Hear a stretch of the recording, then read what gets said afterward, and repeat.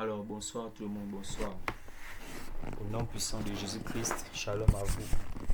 Que toute la gloire revienne à Jésus-Christ, à Yoshua Mashiach, à la lumière, le Dieu véritable, celui qui nous a aimés plus que tout, celui qui s'est livré lui-même pour nous. Que toute la gloire revienne dans ce message.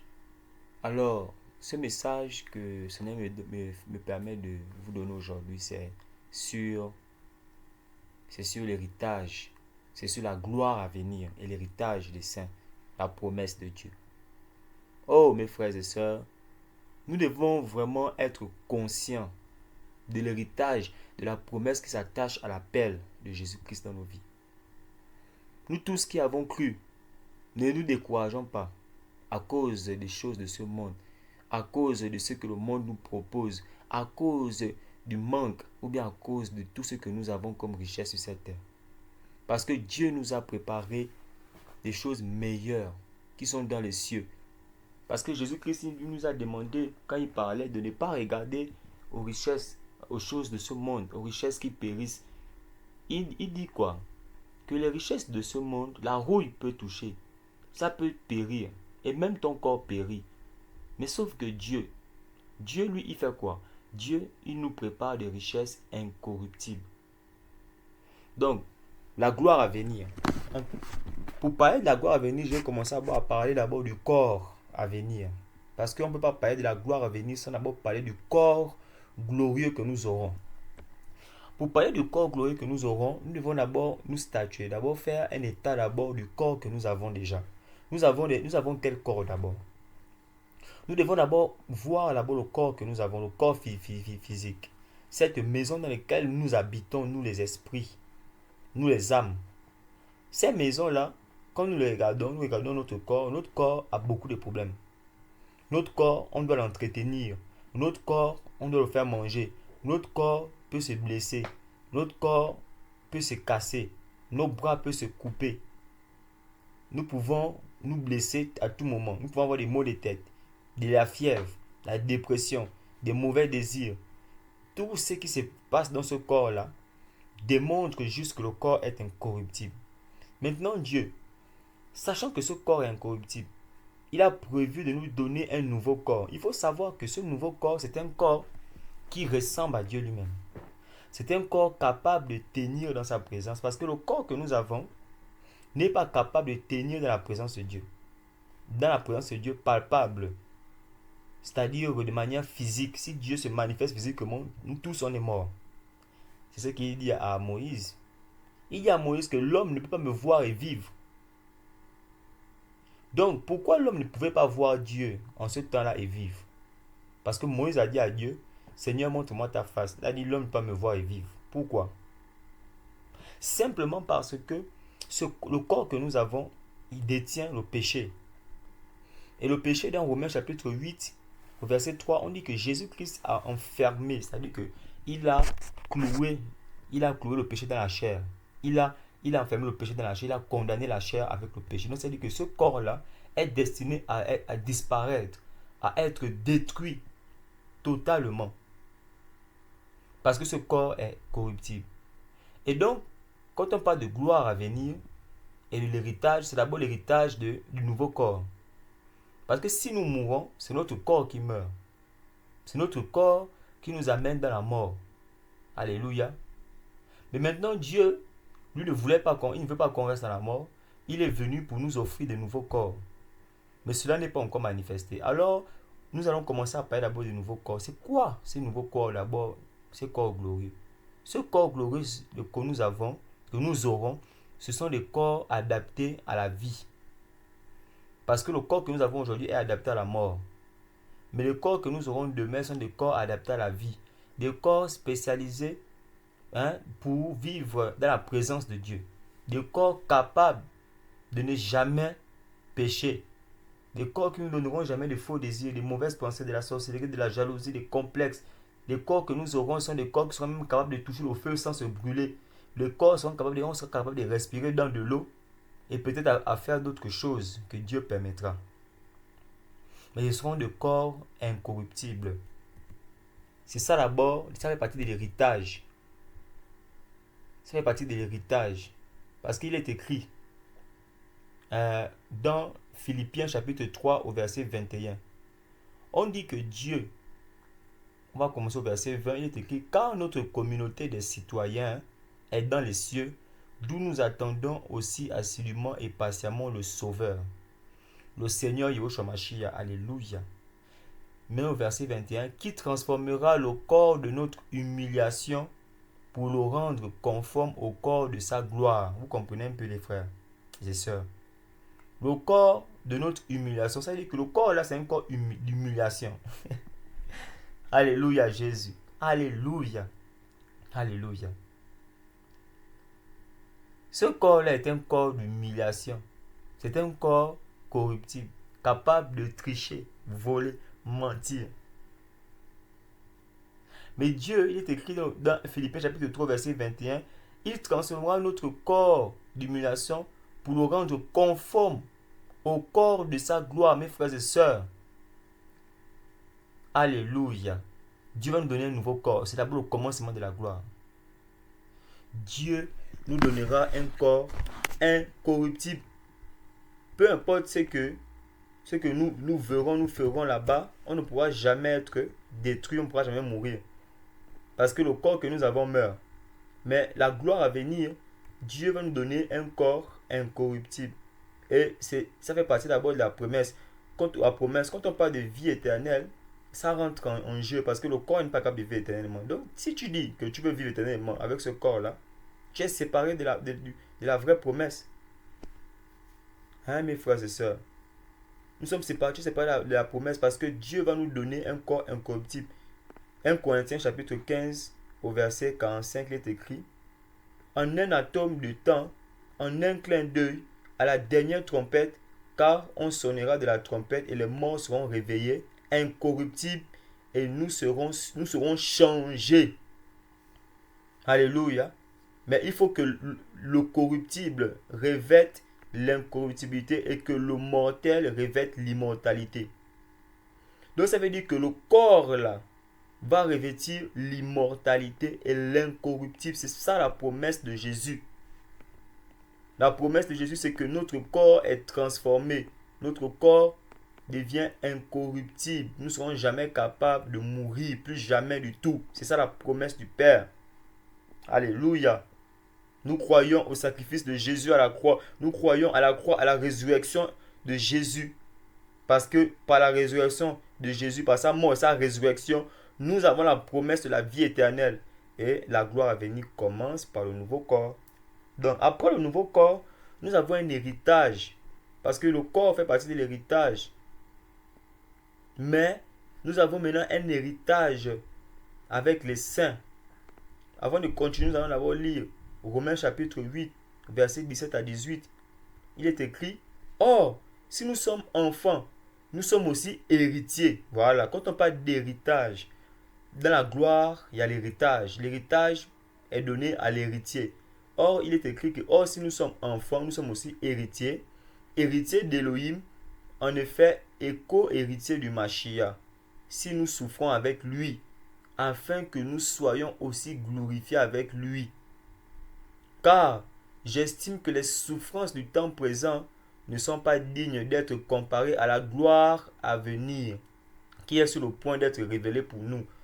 Mes frères et sœurs, ce message que je donne aujourd'hui, c'est pour encourager les chrétiens, encourager les enfants de Dieu à ne pas abandonner, à ne pas suivre les richesses de ce monde, mes frères. Paul nous parle du contentement. Ça veut dire que ce que le Seigneur permet à ce que tu puisses avoir, ou bien ce que tes mains travaillent, que Dieu t'a donné pour travailler, te donne, contente-toi de ça. Ne cherche pas une vaine gloire. Ne cherchons pas la gloire, je vous assure. Ne cherchons pas la gloire. Non, non. Il est écrit que nous sommes héritiers, parce que nous avons déjà une gloire à venir. Le Père nous a préparé à vivre la gloire à venir, sa gloire. Nous sommes héritiers et co-héritiers du Mashiach. Je vous assure, qui est le Mashiach? Le Mashiach, c'est Dieu lui-même, le Sauveur. Et nous sommes co-héritiers de Dieu dans sa chair. C'est-à-dire que Dieu, quand il s'est rendu semblable à nous, c'est pour que nous soyons semblables à lui. Parce que personne ne pouvait être semblable à Dieu, parce qu'on ne le voyait pas, on ne peut pas le toucher. Mais donc Dieu fait quoi? Le Seigneur permet à ce que nous soyons semblables à lui. Vous voyez mes frères et sœurs, le Seigneur permet à ce que nous soyons semblables à lui et nous donne, et il vient pour nous donner un nouveau corps, un corps incorruptible, et puis il nous permet de rentrer dans sa gloire à venir. Le Seigneur Jésus, il faut savoir qu'il est toujours dans la gloire. Mais nous sommes sur terre là, nous cherchons la gloire de ce monde. Mais ce monde-là passe. Ce monde-là finit. Ce monde-là va s'arrêter. Même nous voyons dans l'histoire que beaucoup sont déjà morts. Même Paul qui passe est endormi. Nous aussi, nous allons nous endormir. Donc, qu'est-ce qui va se passer? Alléluia. Ce qui va se passer, c'est que Dieu va nous ressusciter d'abord incorruptible et il va nous faire rentrer dans sa gloire. Et donc, nous aurons part à l'héritage des saints. Jésus lui-même, il le dit dans Matthieu chapitre 13 au verset 37. Alors les justes resplendiront comme le soleil dans le royaume de leur Père. Alléluia, dans le royaume, parce que le royaume des cieux se manifeste de deux manières, ou de plusieurs manières, selon que Dieu veut. Il y a d'abord le royaume bien établi avec des règles du royaume. Et il y a le royaume étant aussi la présence de Dieu lui-même, parce que le royaume de Dieu, c'est d'abord Dieu lui-même. Après, le royaume de Dieu, c'est aussi un endroit bien organisé avec des maisons et tout. Et il y a aussi le royaume de Dieu comme étant la présence de Dieu qui est manifestée par le fruit de l'esprit. C'est-à-dire que l'esprit manifeste la paix, la joie, l'amour, la patience, la douceur, le contrôle de soi, la foi dans ton âme. Ça, c'est le royaume de Dieu. Le royaume de Dieu ne consiste pas à manger, le boire, mais c'est la paix, la joie par le Saint-Esprit. Voici le royaume. Et puis, il y a aussi, quand on dit rechercher le royaume des cieux, c'est ça. Rentrer dans le royaume, c'est vraiment rentrer dans la présence de Dieu. C'est être caché en Christ. Vous voyez un peu? Être caché en Christ. Et c'est ce que Jésus-Christ lui fait. Jésus-Christ, lui, nous prend, il nous cache en lui. Et nous vivons sa gloire sur terre d'abord. Mais en vivant sa gloire, il faut quoi? Que nous souffrons. Parce que la gloire, c'est le poids de Dieu. Et le poids de Dieu, c'est la souffrance. Jésus a dit qu'il faut porter votre croix. Et le poids, la croix symbolise la souffrance, la mort. Donc il faut mourir. Il faut porter ta mort.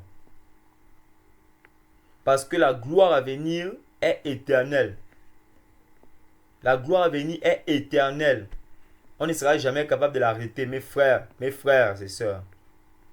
C'est un message d'encouragement. Ne pas abandonner à cause des souffrances présentes.